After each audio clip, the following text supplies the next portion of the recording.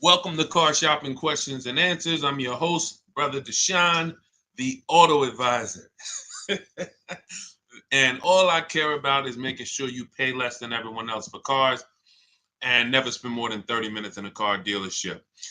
That's been my mission. I spent 14 years in the car business. Now we do these live streams to make sure you have the strategies you need to save thousands of dollars, because there's only three prices you can pay with any car. Three prices: market value, above market value, or below market value. So all we talk about here is how to pay below market value, which leads to thousands and thousands of dollars in savings. And you can start typing your questions in, and we will get to them one by one.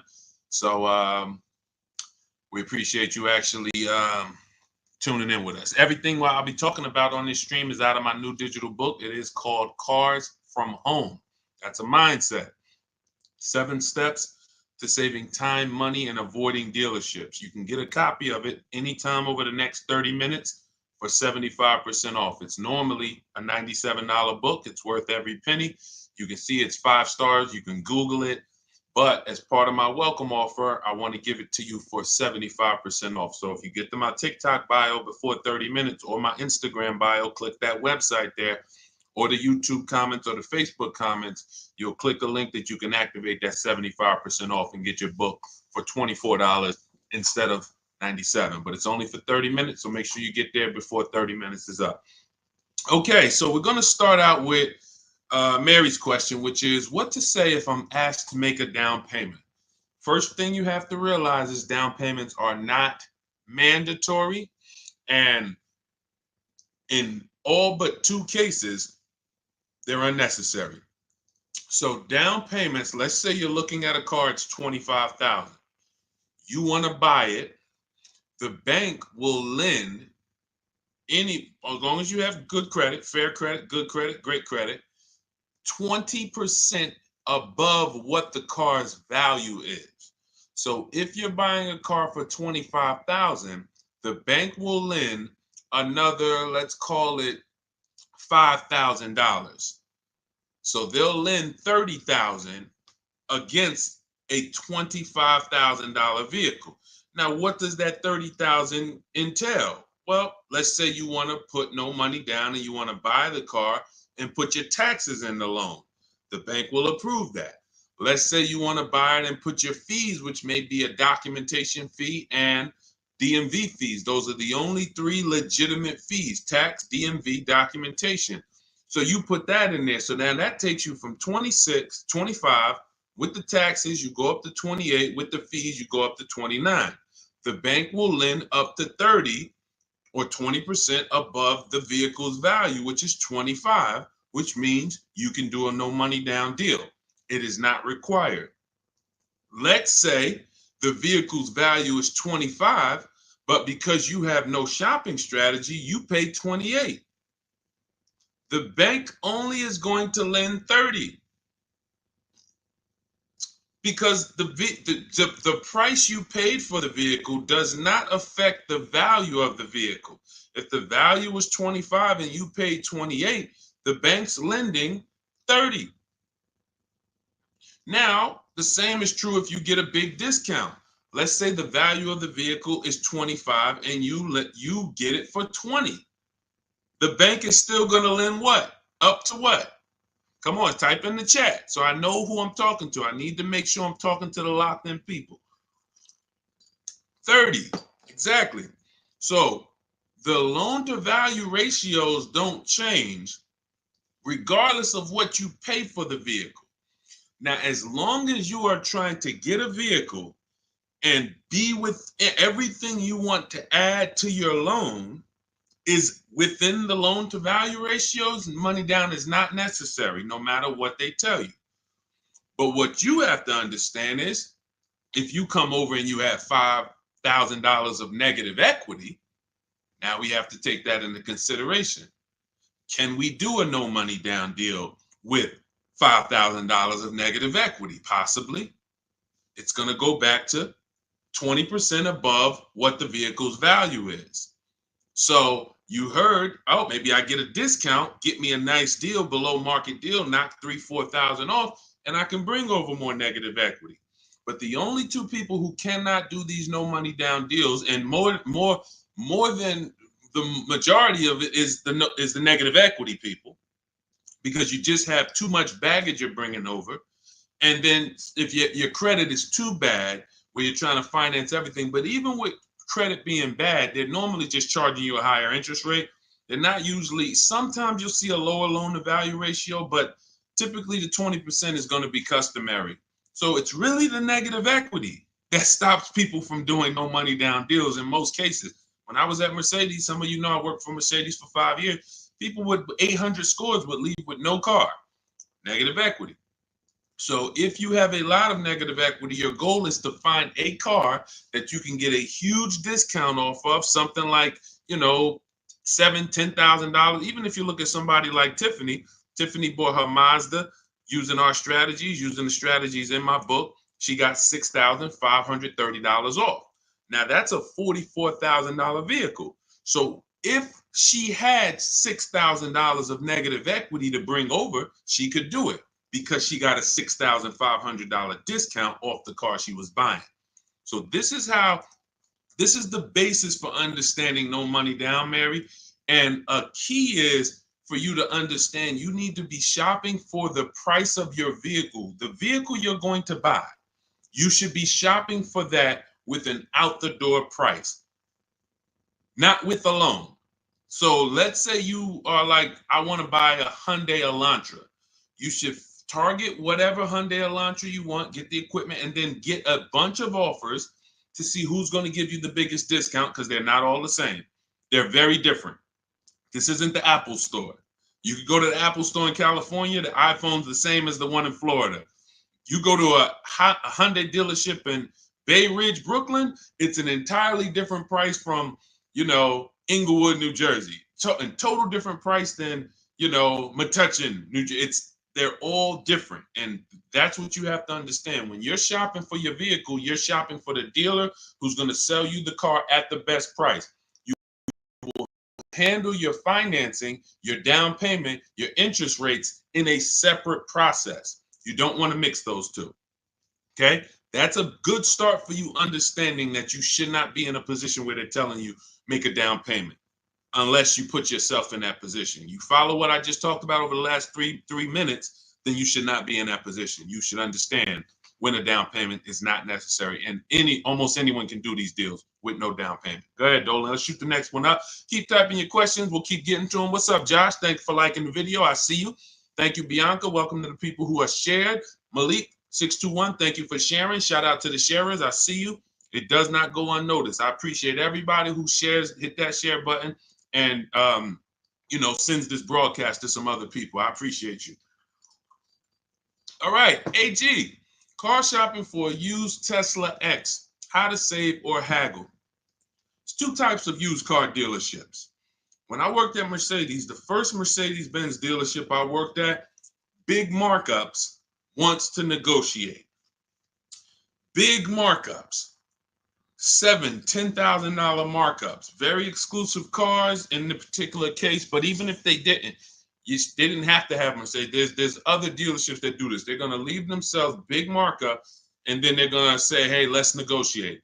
This is also for dealers who get a lot of traffic walk-ins. They're either on a highway. They know that we're going to get 50 people on a Saturday to walk in, so they can charge. They put these prices up.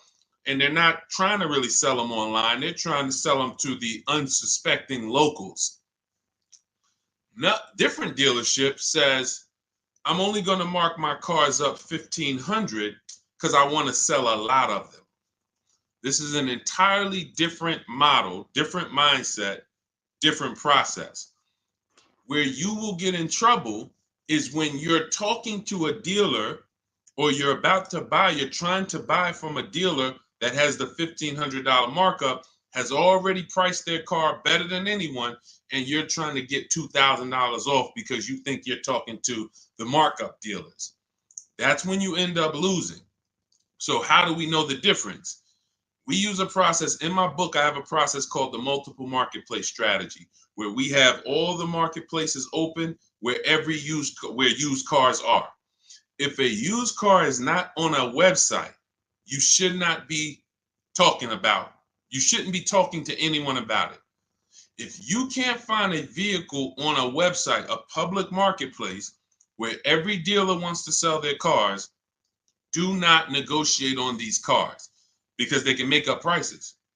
Let's say if it was on a website, it'd be 26. You come in, you're like, hey, I like that blue car. Hey, how much y'all asking for it? What's to stop them from saying, hey, yeah, it's not on the website yet. We're going to be asking 29. And then you're like, oh, that sounds kind of high. Well, what did you think? I'm trying to get to like 24. Now, meanwhile, if you'd have saw it for 26, you probably would have, asked for, but because you think he's asking 29, now he could talk you down to 26 and you think you got a good deal.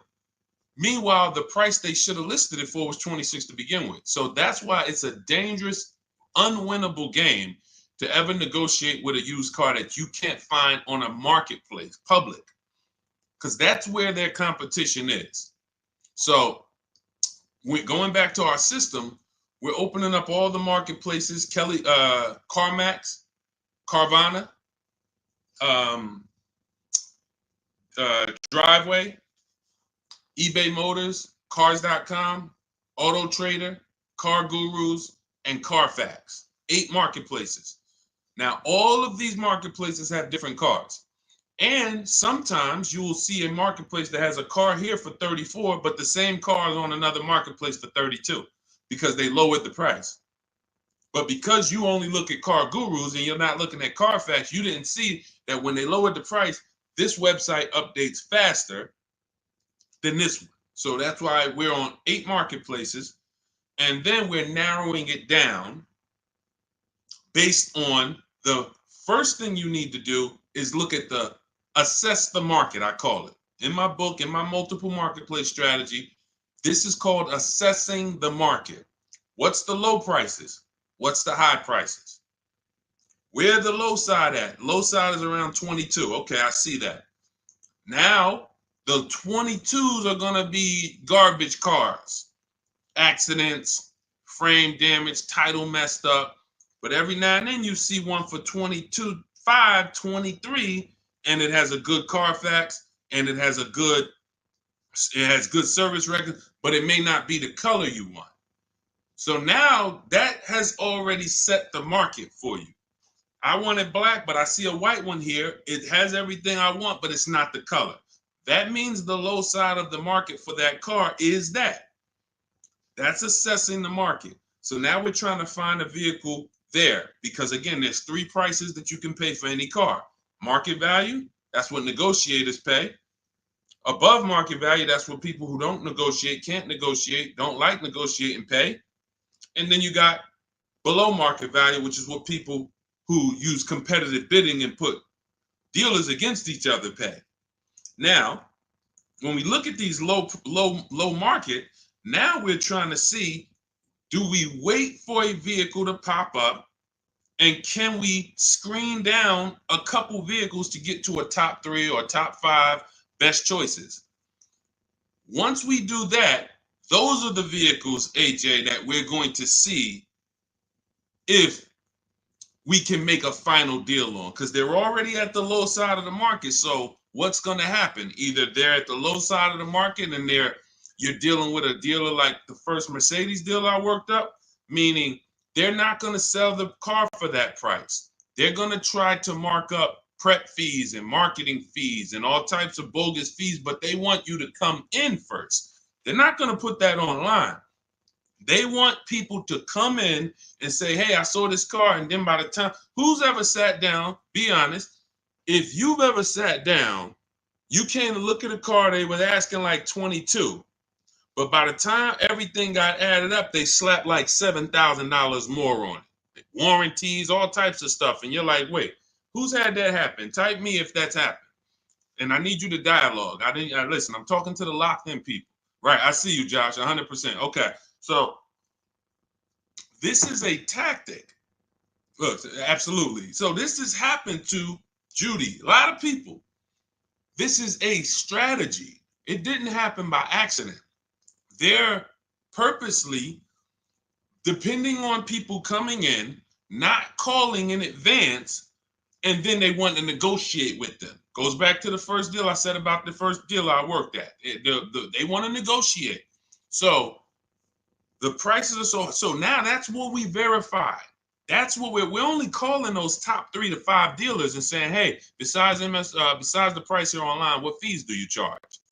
Once they say, oh no, tax, title, fee, doc, all right, now we know our last step is we need to get the original window sticker price so we can find out the true discount. Because we need to know, AJ, if we're dealing with a dealer who has the markup or not. And we never ask them for a discount over the phone. We go there because you got to understand these. I'm telling you how dealers operate because I've been inside. Every dealer who puts a used car on a website, we use a tool called V-Auto. It tells us where the vehicle we have priced at, where it ranks in the pricing. It'll tell us if we're in the top 3 best prices within 50 miles. It tells us that. So when you ask them for, hey, can you take off $2,000, $1,000 over the phone, especially if the car just got there, they're going to say, nah, listen, you can come in, we can see, but the car just got here. What we do is we drive there. We already know it's the best price on the market. So either way, we're coming home with a car. Unless it just doesn't drive well or something like that. Every now and then that happens. But usually when we leave and we know we've done our assessment from home, we're going to make that deal. That's how I did with my Infiniti truck. I just had to test drive it, lock the deal up. When we do that, that's all we're doing when we get there. And we already know. Now, what we'll do, we'll ask them, hey, could you take off another $1,000? If they have it, they'll do it. If they don't, they might say, listen, we don't have it. The car just got here. I only got the car marked up. You see, we know they're telling the truth because we've done the research online.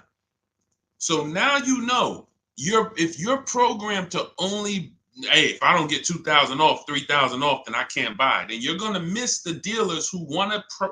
They literally put their cars online. They want them going in 24, 48 hours. They make sure they're the best price, and they sell lots of used cars. You go in there trying to get 2,000, 3,000 off from them, you're missing opportunities. That's how it goes. Okay, this is all that's all part of my multiple marketplace strategy. It's in my new digital book. It's called Cars from Home: 7 Steps to Saving Time, Money, and Avoiding Dealerships. As part of my welcome offer, you can get your copy for 75% off, but it's only for 30 minutes. So you go to my TikTok bio or my Instagram bio, the YouTube comments, or the Facebook comments. You won't pay the normal $97 price, but it's only for 30 minutes. And then you'll have everything we'll be talking about on the stream step by step. Go ahead, Dolan. Next question.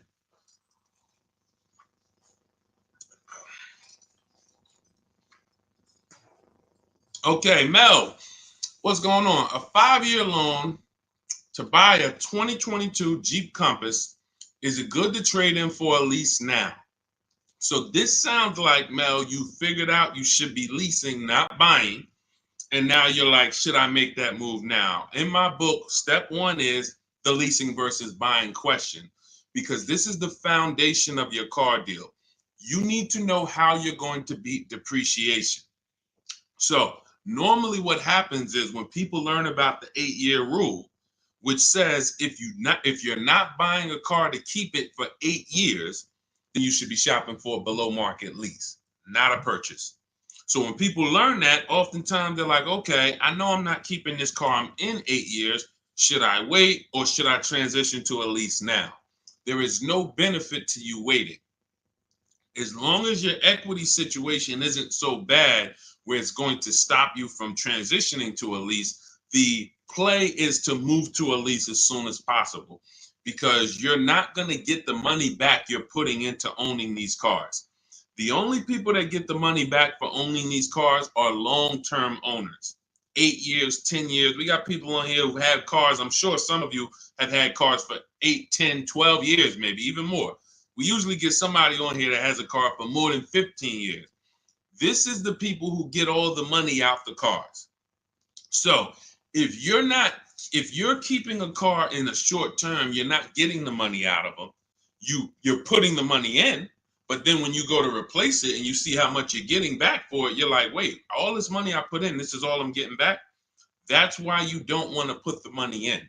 And that's what happens with below market leases. You look at somebody like Zafrina. Zafrina's driving a $65,000 vehicle, Jeep Grand Cherokee. I got it here on the screen. She's paying $579 a month, no money down. So $65,000 vehicle, that would normally be $1,200-1,300. She's paying $579 a month, no money down. She's never putting the money in. Raphael, she has a Jeep. This is her second car using our process. This is my second car. Look, she said it worked. Follow 2024 Jeep Grand Cherokee 4x4. MSRP is $46,000. Well, it's $45,900, but let's say 46. Payments $549. That's a 1.19% lease. That's normally at $45,000 before we even throw the taxes in. That's normally a $900 payment on a 5-year loan. You can type that into any auto loan calculator and see. So you're going from $900 to $549. $900 is what people are paying to buy, unless they put more money down. And then, see, people never factor in their money down. So that's why I always, when I'm talking to you, I'm going to let you know how much it costs with no money down. Because if it's $900 a month with no money down, but you decide you want to put $15,000 down, you can't tell people, well, my car payment's only $700 a month. What about the $15,000? Let's divide that, and then you'll see, no, it was actually $900 a month that you put into this vehicle. So that's why I compare, in every case, no money down, so we can really see how much these vehicles are costing us. So when you're paying $900 a month, you need to try to get that money back. And after a while, you'll see if you pay the car off and you keep it a long time, it makes sense. If you keep a car, somebody just said I had an 03 Camry from day one. Look, 307,000 miles. Now, time heals all wounds. He could have paid $10,000 too much for that Camry.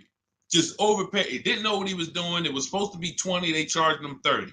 But if he kept the vehicle 20 years, do you see how that doesn't quite matter?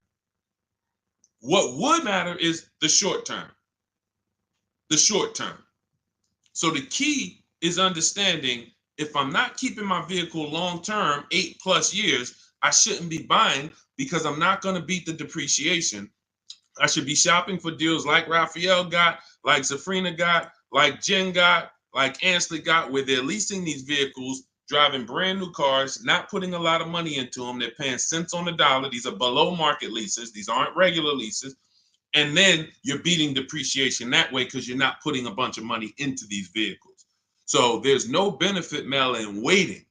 You should do your equity assessment. You've already done step one, deciding whether you're going to buy or lease.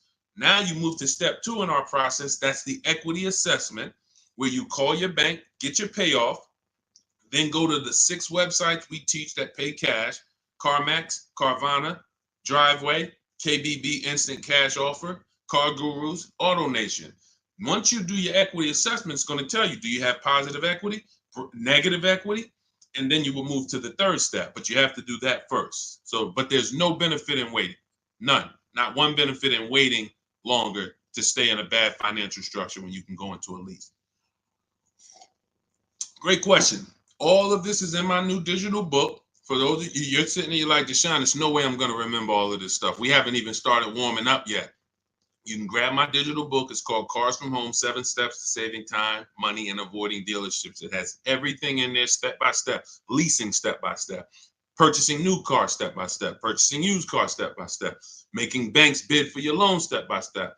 And you can get it for 75% off as part of my welcome offer in my TikTok bio or my Instagram bio. Click the website there, and or YouTube comments or your Facebook comments, and you can get it for 75% off, which will be $24 instead of the $97. But it's only for 30 minutes. Once the 30 minutes expires, the welcome offer does go away. And $97 is still a great price for what you're going to get, but 24 is better. Okay, go ahead, Dolan. Next question. Just got the book the other day. Awesome, Mel. And I see you already made the decision about the step one, which is great. Just move to the equity assessment and just keep checking off the steps. Just trust the process. You're going to be just fine. Thoughts on leasing versus financing? Well, T, this is exactly what we just spoke about. I have a very clear rule. It's called the 8-year rule. where it says if you're not buying your vehicle to keep 8 years, you should be leasing. And not just getting any lease, you need to get a below market lease, because some people will tell you leasing, this is when you know it's bad. When a dealer tells you leasing is the same price as buying, you're dealing with an 80% dealer, which means they are going to charge you a lot of money. And that lot of money is trying to discourage you from leasing, but that's not what a lease deal would be if you shopped around. So look at Ansley. Ansley has a 2024 Infiniti QX60. It's a $58,000 vehicle. He got it for $554 a month.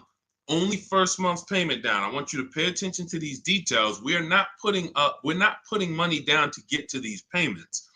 These are what is called 1% leases, or anything below 1.5 we consider a good deal. Anything below 1% we consider it a steal.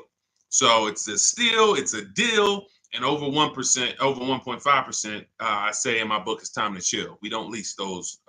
We don't sign those leases. They're bad lease deals.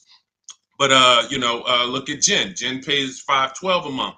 Now, normally these vehicles that they're buying would be $300 to $400 more per month if they bought them. So when you take somebody like Danielle's Audi, it's a $45,000 Audi, 44 and change. If she bought that vehicle, she's looking at a $900 a month payment, no money down, 5 years. She's leasing it, no money down, $550.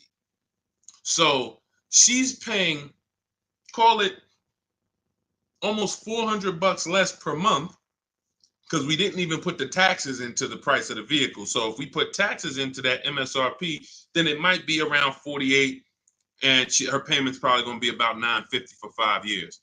She's paying $550. Now, let's just to give you an example to understand it deeper, let's say she got a big discount off this Audi. Let's say they knock off even $10,000 for her, which would never happen. But let's just say she knocked off, I just want to prove a point here. Instead of 48 with the taxes, let's say she gets a big discount. She's at 38 now.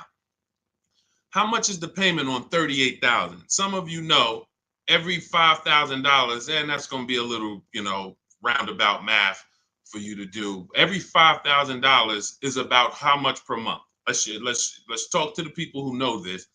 Every $5,000 on a car loan that you look at, every $5,000 is about how much per month? Not 1,000, Mel. I think you typed an extra zero by accident. Yes, $100. Yes, $100. Yes, I see a lot of people. Look, thank you, Cleef. Yes, I listen, man. I love the locked in people. Shout out to the people who locked in, following, and learning from what we're talking about here, not just letting it go in one ear and out the other. So when you look at a $10,000 car, you should automatically think that's $200 a month. $20,000 car, $400 a month. $80,000 car, you should be thinking, okay, that's $1,300 a month. So when you have these parameters, you don't get in trouble, and you don't let people slap you in long loans. And how my payment so low? That's because you're in a 9-year loan. So when you have these parameters, you can't be tricked. So let's go back to, if she got a big discount off that Audi, 38 instead of 48, she's still looking at a $750 payment, $775. She's paying $550. So that is an example of how it's nowhere close. Even with the biggest discount you would get off of a brand new car, a below market lease is still so much lower from an investment standpoint, from what's coming out of your household. And let's take one more scenario, and this is all tied into the 8-year rule. When I say you can make it easy on yourself and just say, if I'm not keeping the car 8 years, I'm going to shop for a below market lease. Now I'm explaining the math behind it so that you know there's math behind it. So all right, I didn't just pull the 8 years out of my hat and say, hey, no, there's math behind it. So let's look at one more scenario. Let's say, Danielle, somebody says they want to get a used Audi, because there's some of you you're like, well, Deshone, what if I buy used? Does it still make sense? Does the 8-year rule still apply? Because I'm going to knock 20, 30% off the price. If I get it used, now it makes sense to buy, right? No, it doesn't. Let's go deep on this. So let's say Danielle, instead of 44, where her Audi is, let's say she finds a nice one for 28. 3, 4 years old. I'm being generous. She finds a nice one for 28. With taxes, let's just round it out to 30. That's her all-in price. She finds her a nice 3 to 4-year-old Audi. 1 year left on the warranty, and then she's going to be on her own. $30,000. What's her payment? 5 years. What's her payment? Let's go. Type in. $30,000, $600 a month. Thank you. $600 a month. So we just took some very clear scenarios, and we took 35,000 would be 600 a month. Would be 700. Josh, 30,000 is going to be 600. Yep, you got it. I see you updated it. So now let's look at this. We have a scenario where Danielle's driving a brand new Audi for the next 3 years, $550 a month. Had she bought a brand new one with a dramatic discount, she's still be with a regular discount, she's going to be $900 a month.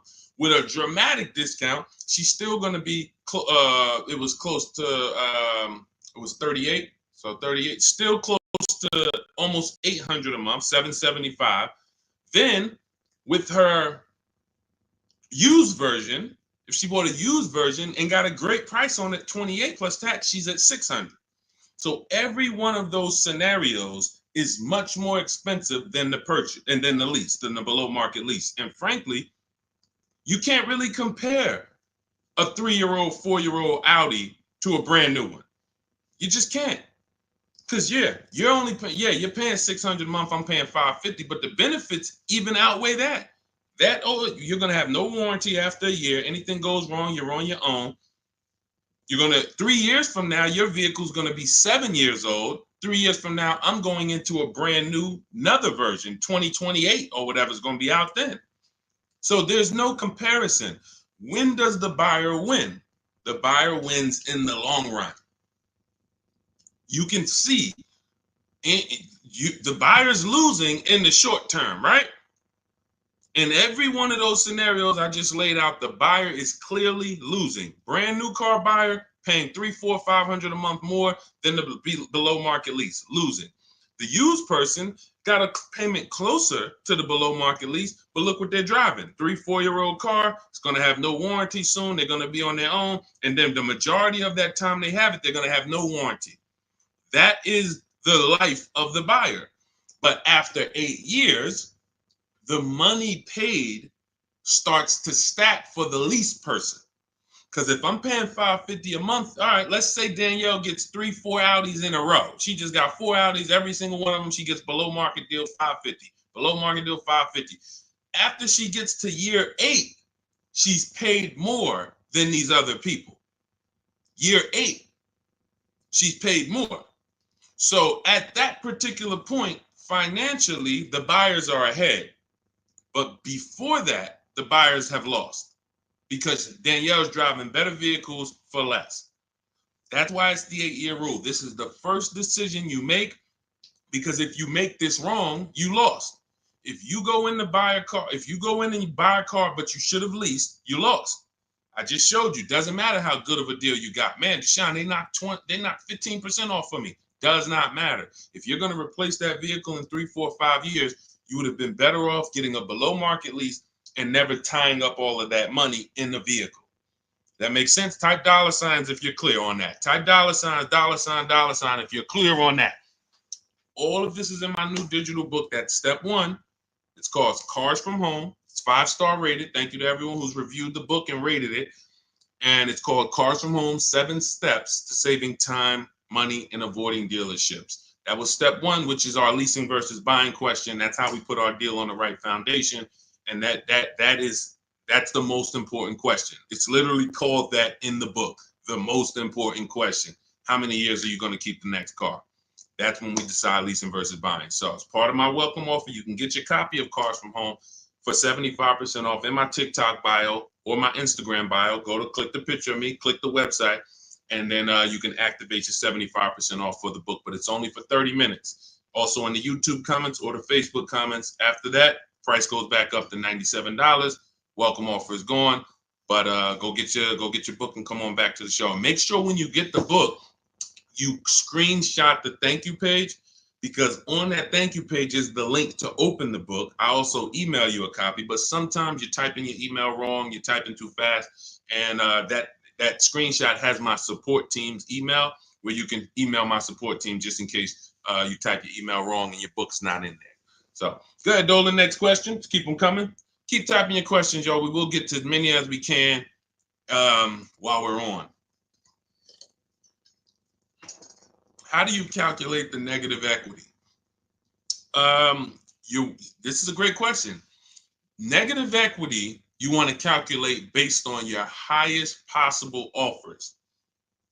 When you calculate your negative equity based on anything but your highest offers for your vehicle, then you are now putting yourself in a position where you have more negative equity than you would have. So let's say you go into a car dealership, which we never do, and talk numbers. We go into a car dealership, test drive, pick up our car, but you're there, you're talking numbers. Now they look at you and they tell you your car is only worth 16. You have $6,000 of negative equity. That means you owe 22. So your car's worth 16, you owe 22.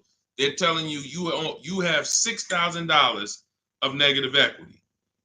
Now, the problem is, if you believe that without actually doing what we call the equity assessment, which is getting bids for your car from companies that pay cash. They buy cars same day, you come out, or sometimes they send an inspector. It's a very quick process. They cut you a check and they pick up your car, right? There's 6 companies we use right now to do that. Carvana, CarMax, Driveway, Kelly's Blue Book, Instant Cash Offer, AutoNation, and Car Gurus. Now, these 6 companies bid, we get their bids. Now, let's say CarMax decides they can pay you $19,000. You owe 22. How much negative equity do you have now? The dealer, your car was only worth 16 to them, but to CarMax, it's worth 19. So instead of 6,000 negative equity, you only got 3,000. But if you didn't get the highest offers for your vehicle, your negative equity is going to appear larger. It's going to be larger. And it's not because it should have been. It's because you didn't employ strategies to maximize your vehicle's value by putting it on the open market. You wanted to do a quick deal and you took less money than you could have gotten trading in a car. We don't do that. So, Mary, we do the equity assessment. That's going to tell us right then and there how much negative equity we have or how much positive equity we have. It takes 15, 20 minutes to do. Just go to those 6 sites. That's in my book, Step by Step. That's step 2, the equity assessment. Once we actually decide whether we're going to buy or lease, that's step 1.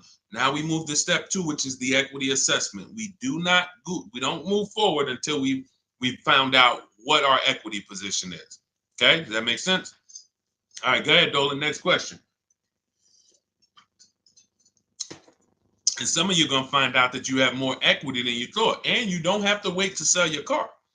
So, I've had people who thought they had to wait until the car was paid off. If you ever, you might have thought, Sean, I thought I had to have my title to sell a car. No, you don't. You can sell a car you still have a loan on. Absolutely. And the reason I know this, people think this way, because when I was at the dealership, people would walk into the dealership. I get a guy who's like, hey, is that the new version there? That's the 2020, whatever. I'm like, yeah, that's the one just came out. He's like, all right, I got 3 more payments left, and then I'm going to come see you for that. I'm like, what? Hold on, let me talk to you. Because someone told him, and it could have been based on 30 years ago. Maybe there was a time when you couldn't sell a vehicle without paying it off and having the title. I don't know. But in this particular case, it makes no sense to run a race, pay off a car, and then turn around and go get another car. You should be leasing. Because that's one of the downfalls of leasing is you always have a payment. Now, there's benefits there, but if you are buying and you always have a payment, because literally as soon as you pay off your car, you go get another car, and then you go get another car, and you always have a payment, you've never reached the reward stage of buying. So, IG, how would you know a car is below market value? Who to believe? CarMax? No, this is not, we don't believe companies. You know a car is below market value by looking at the market and getting multiple offers. There is no quick, oh, let me plug this in and this tells me this. We don't trust anyone. There's no trusting or believing anyone. You want to assess the market. If I'm looking at a bunch of used cars and I'm looking at, okay, 2020 to 2022 Honda Civics, I can see what the low side of the market is. They're at 19. I can see the middle of the market is about 23. Then I can see these all of my other ones, they high. I need to know where the low side of the market is. If I'm leasing, everything we do with buying, if we're buying a new car or we're leasing, we use a strategy in my book called the 25 to 5. We connect with 25 dealers online. We're going to get 5 offers. This is for new cars and leases. Assessing the market for these cars comes through multiple offers. So when I look at, let me give you an example. I'll use an example like Teddy. So Teddy gets multiple offers. How does he know that his BMW deal is a below market deal? Says here, look, the post is a bit wordy, but I'm too pumped. I will never, repeat, never lease another vehicle any other way. From start to finish, this deal took 6 days. Connected with 25 dealers online. We do this in 20 minutes. I show you in my book how to do this in 20 minutes. 4 nearby states. He's on the Indiana border. I received 10 offers. I only use the scripts provided. So I provide you with email scripts, copy and paste, because I know everything these dealers are going to say. Obviously, I was a car dealer for a long time, so I know the canned responses. So I wrote the email templates to respond to them. Now, he ends up, this is a $73,000 vehicle. He closed his deal at $856 a month, no money down. Now, how does he know $856 was the below market deal for his BMW? Because his highest offer came in at $1123. So you can see my highest offer during this process from a different dealer was $1123. Look, the dealer closest to me, the local dealer, came in at $986. So his closest dealer is $986. His highest offer is $1123. He closes his deal at $856. It's clearly below market value because he sees the market. The only way to get below market deals is to look at the market. That's why we have the best system for getting multiple offers on new cars and leases. Or if we're shopping for a used car, we're looking at multiple options. That's the only way. That's why I said there's 3 prices you can pay for any car. If you're going to buy a car, lease a car, if you're going to buy a new car, buy a used car, or lease a car, there's 3 prices you can pay. Market value, that's what negotiators get. They don't know if they're actually getting a below market deal. They're just negotiating to try to get to the bottom. But they don't know they're at the bottom because they don't even know if they're at the dealership. Let's just say, let me go back to Teddy's deal. Let me show you an example of why you can't get a below market deal from the wrong dealer. This Teddy's local dealer comes in at $986 a month. Now, we have counter offer calculators in my book. His $986 from his local dealer is not the first offer. That's the last offer. That's, hey, we're not doing anything lower than that. The highest offer, $1123. We're not doing anything lower than that. So if somebody's in there and they're negotiating with one of those dealers, they're not going to get to $856. They're at the wrong dealer. They're at an 80% dealer, and 80% dealers want to make a certain amount of money or they're not going to sell the car. If they can't make $5,000, they're not going to sell a car. $7,000, whatever it is, I'm not going below this. Meanwhile, the dealer who beat everyone's offer at $856, maybe they only made $2,000. Maybe they only made $3,000. Who knows? But the point is, they said, I don't need to make all that. I'm going to beat my competition and sell this person a car. That's a 20% dealer. That's why I say negotiators pay market value. People who don't, if you don't negotiate and you're like, man, Deshone, I just go and I close my eyes and just wake me up when it's over and I can drive out of here. You're going to pay above market value. So you're gonna, because you just don't have any, you don't have any fight in you, you have no strategy. But below market is reserved for the people who are putting dealers against each other, because it's the only way to know you got a below market deal is when you can look at enough options and know that you paid less. It's like this with anything. It's not just cars, TVs the same way. If you were buying a 100-inch TV, how would you make sure you're getting a good deal? You're going to look at probably 30, 40 TVs in every website. Then you're going to be like, oh, this one's on sale, $699. All the rest of them is $900 and $1,000. Clearly, that's the below market deal. Same principles. Same principles. Go ahead, Dolan. Next question. You know, all I do is teach you to shop for cars like you shop for everything else. Everything else in life, you shop this way except cars. Cars, you shop a way you wouldn't shop for anything else the way you shop for cars. Think about that. Am I right or am I right? Type right if you know I'm right. The way you shop for cars and buy cars, you won't buy anything else like that. You don't buy houses like that. You don't buy jewelry like that. You don't buy, maybe jewelry. That's a little, you know, because it's sometimes tough to put people against you. But you don't buy TVs like that. You don't buy furniture like that. Just walk in and, all right, go back and forth. No, you're comparison shopping. You're using the internet as your friend to get the information and start to have multiple options. That's all we do when it comes to cars. That's why we win easily. It's no struggle when you're using the internet to put people against each other. The struggle is going in and battling and begging someone to take money off when you're already about to spend 30, 40 grand with them. Imagine that. You're about to make a $40,000 transaction and you're just begging, come on, can you take off another 500? Just $40,000. All right. Best SUV to buy. This is all subjective. If you want to look at ratings, feel free to do that. I don't recommend cars because it's just too subjective. There's over 40 car companies.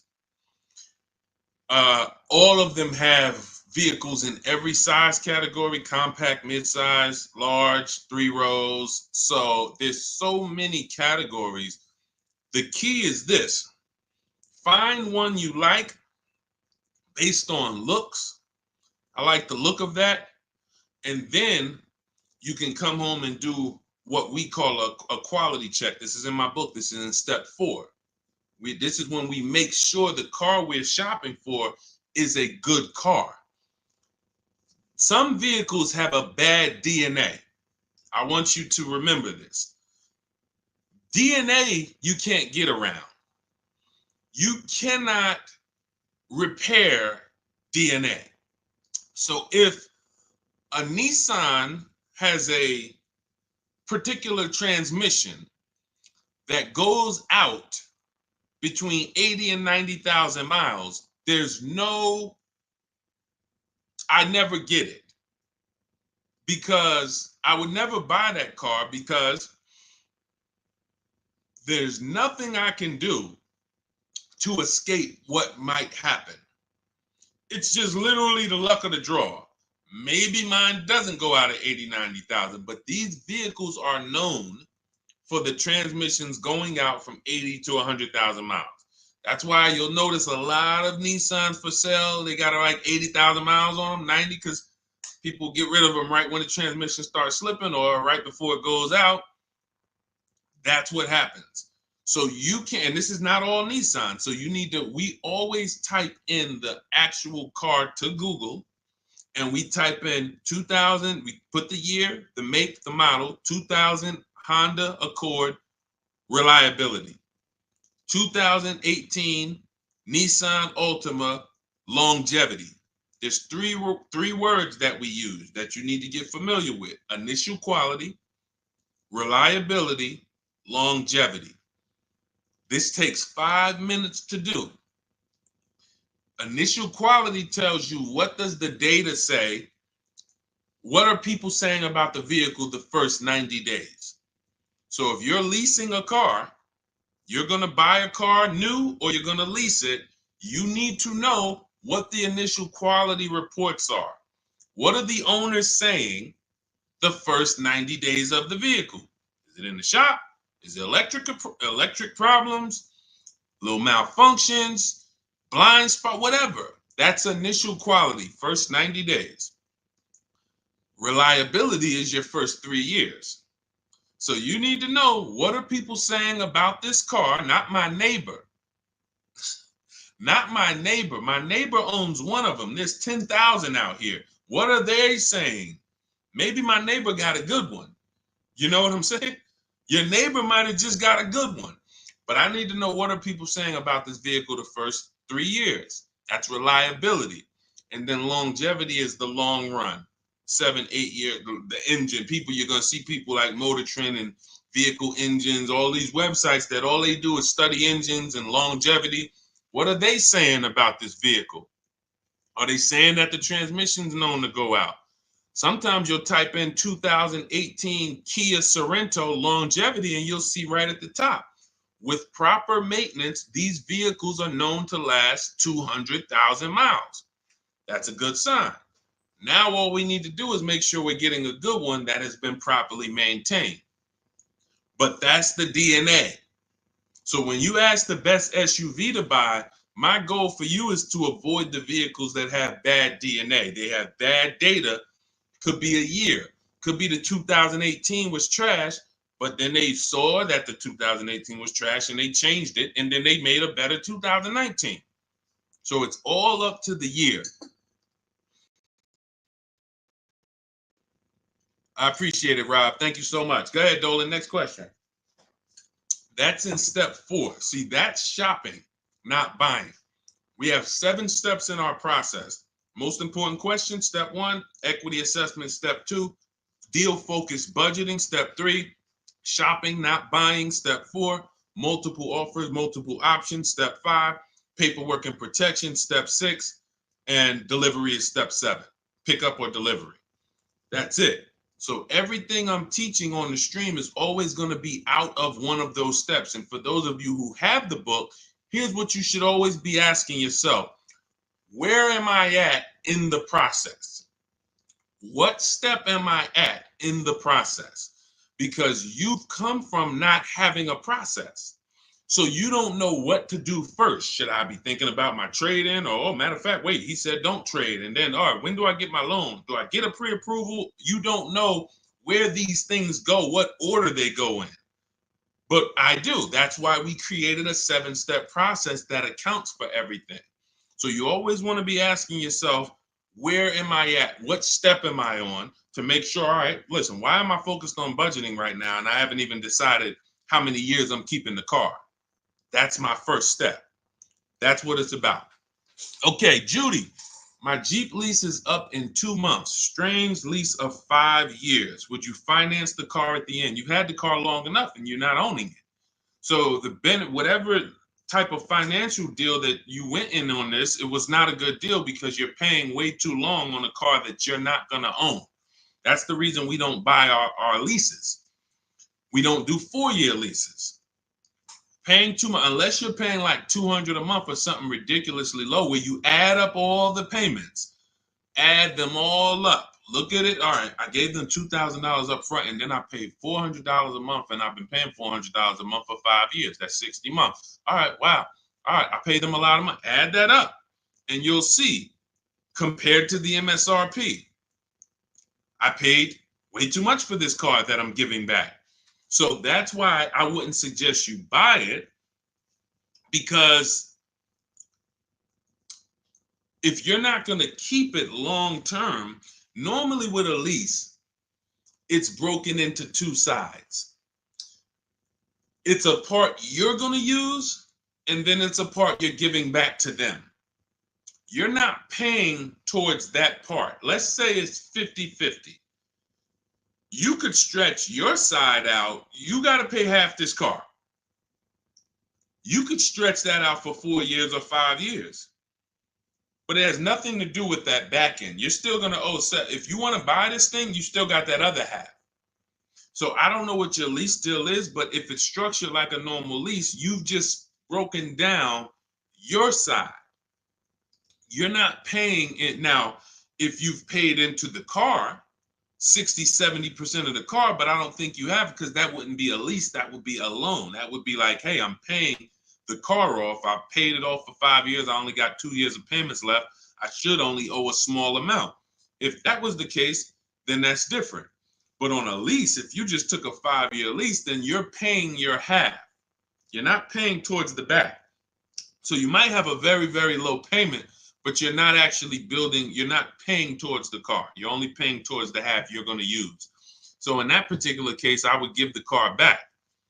Now, again, I don't know the exact details, but that just doesn't, but here's the benefit of leasing is cents on the dollar. Look at somebody who has a Jeep. You can see here, Raphael got her Jeep. It's a $46,000 Jeep. She's paying $549 a month, no money down. So she's putting into this car $549. Let me do some math. This is why when we get away from these structures, it doesn't make sense anymore. $549 times 36, that's $19,700. Now, going back to her deal, the vehicle itself is $45,900 plus tax and fees. She's going to pay $19,000 over 3 years. That's less than what the vehicle would normally depreciate. So her vehicle that's 46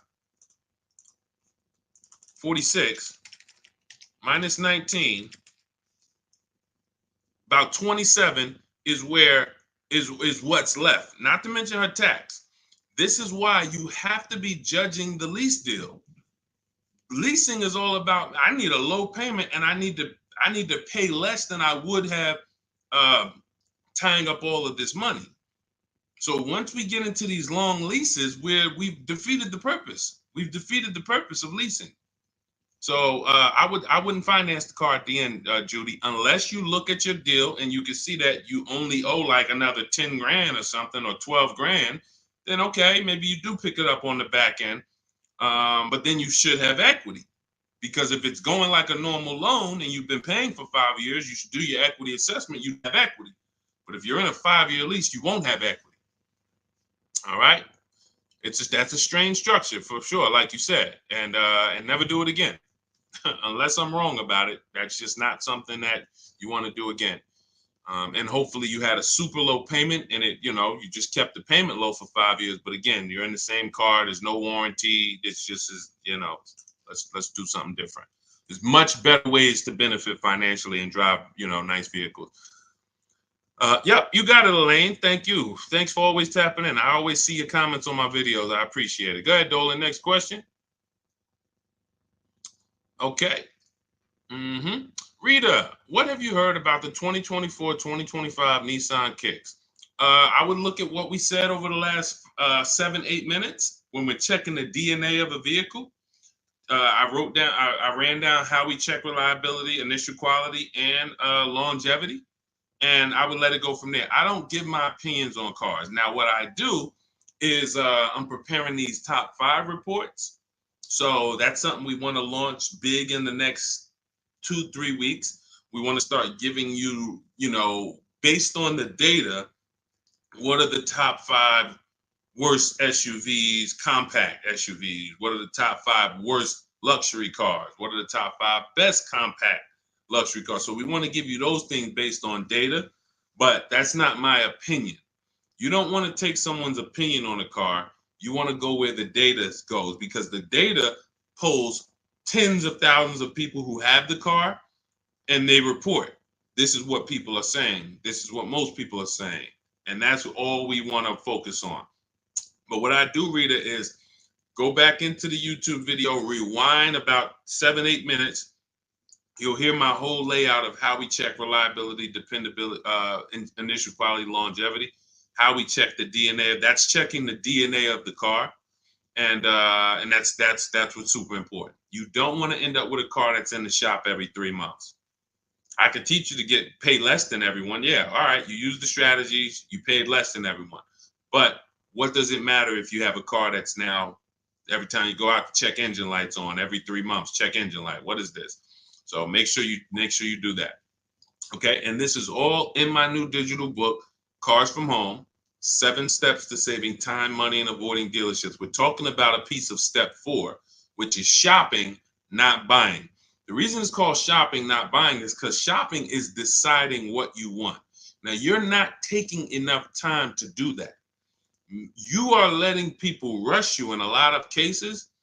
And now, once we decide what we want, it only takes us 90 minutes to get it. You saw what Ansley said. He got his deal. Teddy, 6 days. I got my below market deal. Ansley, he got his Infinity truck. Look, he said, I started the process Saturday. I accepted a deal Monday. It's quick. By the time we hit the market, we are seeing below market deals like that. So it's not even a matter of needing a month or 2 or 3 to be able to do this. Now, if you have time, you can watch the market because deals change every month. So you can watch the market and see, okay, let's see the lease deals next month. Let's see where the used car price is going next month. Are they going down, up? So if you have time, that's a benefit. But even if you have a week, you can still get a below market deal. So that's step 4, shopping, not buying, deciding what you want. And when you do this the way I'm teaching you, you'll never worry about getting a car and then 3 months later you're like, man, I don't like this car. I need to replace it, which is a loss because you're going to lose money because you already depreciated the car. Now you're trying to replace it. So you're going to lose probably 15% of the value, whatever you paid for it. So we don't want to do that. You want to take the time to shop. You want to choose your vehicles wisely, test drive them, and you want to enjoy the process. And you will enjoy the process when you stop mixing buying with shopping. Let me say that again for those in the back. You will enjoy the shopping process, which is deciding what you want, when you stop mixing that with buying. Hey, Charlie, we're going out this weekend. You and your mother, we're going to go test drive some cars. We're going to go see the Nissan. Then we're going to go to the Chevy dealership. And I want you to sit in the back and I want you to make sure that you can get all your football equipment back there. We're going to look at like 3 different vehicles. Oh, that sounds good. That sounds good. Now you're at the first dealership. You see it. Okay. All right. What do you think, Charlie? This is nice. But yeah, this is nice, Dad. I like it. Let's go see some other ones. Next thing you know, the salesman says, hey, well, we got a sale today. So 1-day sale. Oh, now you're sitting down. Now you're sitting down. What are you talking? Well, Dad, what's going on? I thought we were going to the other dealerships. Yeah, son, hold on. Me and Daddy and Mom, we're working a deal here. Next thing you know, you're buying, not shopping anymore. And this is how you leave money on the table. Don't shop competitors. This is a tactic. Call them the showroom shackles. They want you to sit down, just picture, remember this. Every time you sit down at a dealership, just picture shackles coming out of the armrest of the chair and just, because isn't it like that when you try to get up? Doesn't it feel like you're shackled? When you try to get up, hey, some of you can't even get your keys back. Hey, where my keys? Hey, you got my license? Hey, who has my driver's license? Hey, did you give me back my license? So this is a tactic. So once you understand, we avoid all of this. We never talk numbers in a dealership. When we're there to shop, which is decide what we want, test drive, go home. If that's the vehicle we want, we will be reaching out to buy it from home, online, by email. And if you're going to do it your way, you can call around, you can call them, but do not discuss numbers at the dealership. It's a losing battle. You have no leverage there. Go ahead, Dolan. Next question. All right. If you're getting value out of the stream, can you type a $, $, just send $, $. Let me know you're getting value out of what we're doing. Every time I see the $, I appreciate it. It lets me know we're connected and you're getting what we're talking about. Thank you, Sherwin. Thank you, Raphael. Thank you, Rob. Appreciate you. All right. Listen, let's go. Next question, Dolan. Yeah. Thank you, Jeremy. I appreciate it. I see you. Thanks, Tracy.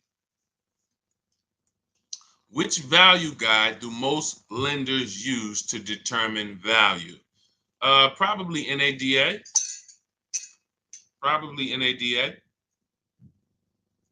But you should be shopping for below market deals. You could, if most people are paying 25 and the bank's using 25 as the value of the car, I don't want to pay 25. Why do I want to pay what everyone else is paying?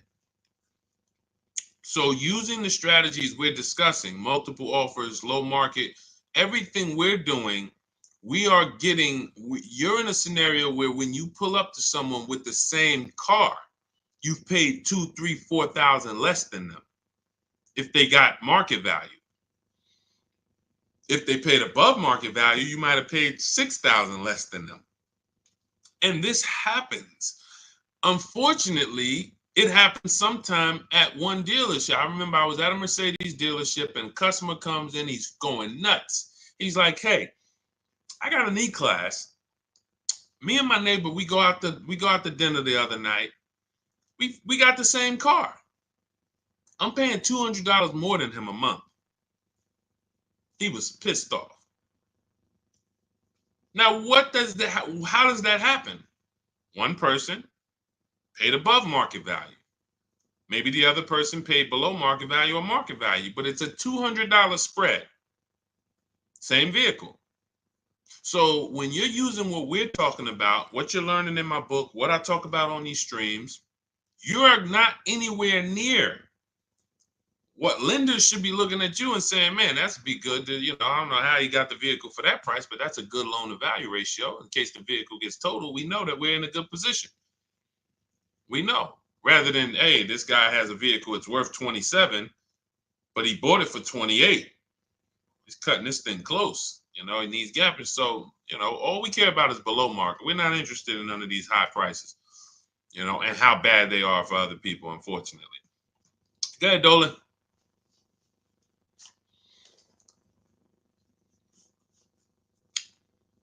Countess, doesn't matter what type of vehicle you lease. Well, every vehicle has a different lease program attached to it.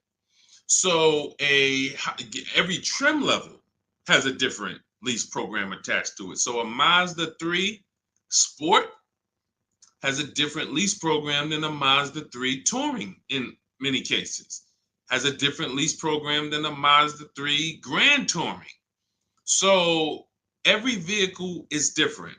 Here's how I look at leasing, and here's how I want you to look at it if you want to talk value and money saving. You're looking for the car that you could drive the highest MSRP car for the lowest price. So my first lease was a Pontiac G6, $256 a month. It was like a $20,000 car in 2006. I paid a little more for it because I didn't have the credit. I had never financed the car. So I had to pay, I think I got tier 3 through my dealership. It was like maybe $40, maybe $30-something more per month that I had to pay. But my next lease was when I was at Mercedes, I leased an Infiniti that was next door. It was like a $32,000 car, $325 a month. It was an Infiniti G25. And then maybe a $35,000 car, G25. Then I leased a Q50, which was a $45,000 car, $345. Then I leased another Q50 because this was my wife's car, $365. And then I leased myself a Jeep Grand Cherokee 2018, $330, $35,000 truck, $330 a month. These are all under 1%. You take the monthly payment, divide it into the total MSRP. If it's under 1%, this is a steal. Incredible value. You're driving very expensive vehicles for very, very low payment. So, and then the last Infiniti that I got that I leased was we had 3 Q50s that my wife drove. And the last one was $365. So it kept going up by $20. Every time it would go up by $20. We had 3 Q50s. These were $44,000 vehicles. So that's how I approach leasing. Now, I might look at another vehicle, the same $45,000, but the lease program is not as aggressive. Once I shop my offers, maybe I'm at $500 because it's a different lease program. The lease program, in order to be at a 1% lease or close to it, you need a lot of support from the manufacturer. You need rebate, you need incentive, and then you need to get bids. So you can have a great lease program, but if you're at an 80% dealer, you're not going to see these deals that I've been showing this whole stream. You're not going to see any of these deals. You need a great lease program, and that combines with the bids that you're getting. And then once you get that, you can see, am I at 1%? Am I at 1.2%? Am I under 1%? Safrina got a 0.88% lease on that Jeep Grand Cherokee, the electric version. She got a 0.88% lease. Ridiculous. $65,000 vehicle right here. She's paying $579 a month. No money down. $65,950, $579. That's a 0.88% lease. Ridiculous value. Ridiculous value. So the lower value, the lower percentage, the better. I max it out in my book. I teach you the 1.5% rule. 1.5%, we don't lease above that. We don't lease cars where the lease deal is above 1.5%, because when you add up all the payments, you're paying too much for a car you're giving back above 1.5%. It doesn't make any financial sense to lease the vehicle at that point. We just go to another vehicle. I've had people that said, Deshone, I wanted to lease the Range Rover. I got all my offers back. It was 1.6, 1.7, 1.9, 2. What do you think? I said, pick another vehicle. Go back to the Range Rover in 3 years. Maybe it'll have a better lease program there. There was a time I remember Range Rover Sports had a great lease program. There was a time where the Velar had a great lease program. It goes away. And then they're like, hey, you know what? We need to sell some of these. It comes back. So, but it's so many vehicles out here. It doesn't make sense to lease something where you can't get it for below 1.5 or even lower, because there's just so many vehicles. You can find one with a great lease program using what I teach. Every vehicle you shop, it's only going to take you 90 minutes to see the market. Once you get to step 5 in my process and you're actually shopping the market for lease deals, it only takes 90 minutes to go to the websites, copy my scripts, and then get the offers back. So you could do this for 3-4 vehicles over a weekend if you want. But that's what you need to do. And then you determine what's the best value for me. Simple. I'm only leasing vehicles that I know I can drive them for cents on the dollar, and they're expensive vehicles. I don't even do 1.5. Sometimes you'll see somebody, they really like a vehicle. I always say, if you really like a vehicle, you shouldn't be leasing. You know, I mean, if you're leasing, you don't love a vehicle. So let's put that out there. If you're switching vehicles every 3, 4, 5, 6 years, you don't love the vehicle. People who buy their vehicles to keep 8, 9, 10 years, then we could talk about love. But leases, they so fast. You lease a vehicle in 2.5 years, you got to start thinking about what I want next. 2.5 years, what I want next. So there's no love here. You just find something you really like that has a great lease program where you could pay these low prices, and then you move on and you do it again in 3 years. Don't fall in, that's what leasing is about. All right. So, and look, I saw somebody say Audi, there's no rhyme or reason. All you can do is pick a vehicle, shop the market. There's no Audis have the best lease deals, Jeep Grand Cherokee, because look at how many vehicles are within Audi.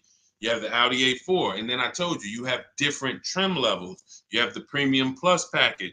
You have Audi A6. You have the Honda EX, EXL, Touring. These are all different lease programs. So there's no way for you to say, oh, well, I know Jeep Grand Cherokee Limited, they have a good lease program. No, you pick a vehicle, shop the market. None of these people who got these lease deals thought that, or none of the, even the people who purchased, no one, Sean saves 20 grand off his F-150 Lightning. He didn't know he was going to save that much money. Kimberly, Maserati, she gets $21,000 almost off the vehicle. She didn't know that. She didn't pick the Maserati because she knew she was going to save $20,000. She said, hey, Maserati's my first choice. Let me go shop for it. Oh, below market deal on this is $20,000 off. That's the way it works. Look, at the time last year, Eddie bought this 2023 Toyota Camry hybrid. They were extra hot at the time. He shops his best offer at that time is $2,086 off of MSRP. They had no rebates. He got multiple offers, and he said there were several dealers still charging MSRP over MSRP. Now the market's changed on these in a year, but at the time that was the below market deal. So no one goes in knowing how much a below market deal is going to be. You pick your vehicle, use my strategies, you get your offers, 24 hours, 48 hours, you have all the offers, you can see how does it look. You got 5 offers, 7 offers, how does these look? Oh wow, I'm saving $6,000. That's the best offer. All the other ones are saving me less than that. Oh, here I'm saving 10 grand. Then you make your decision. Simple. And once you know how quick it is to actually do this, it's going to blow your mind, because you're going to say any vehicle I'm considering, I can shop the market on it in 90 minutes and know what the below market deals are. Very empowering. So everything you're learning is out of my new digital book. It's called Cars from Home: 7 Steps to Saving Time, Money, and Avoiding Dealerships. This is a 7-step process for below market leases, below market new cars, below market used cars, step by step, A to Z. There's nothing left to chance. You can get your copy of it for it's normally $97, but 75% off, as long as you get to my TikTok bio before the 30 minutes is up, or my Instagram bio, or the YouTube comments, or the Facebook comment. That's my welcome offer. It's a digital book, so it will be in your inbox immediately. As soon as you get your book, make sure you screenshot the thank you page, because that does have my support team's email, just in case you type your email wrong. We can't email a book to a wrong email, so you could always reach out to my support team. And also on that page is the link to open the book. So as soon as you get it, you might want to open it, save it to your computer, but save the master link, because anytime I update the book, you actually get the updates.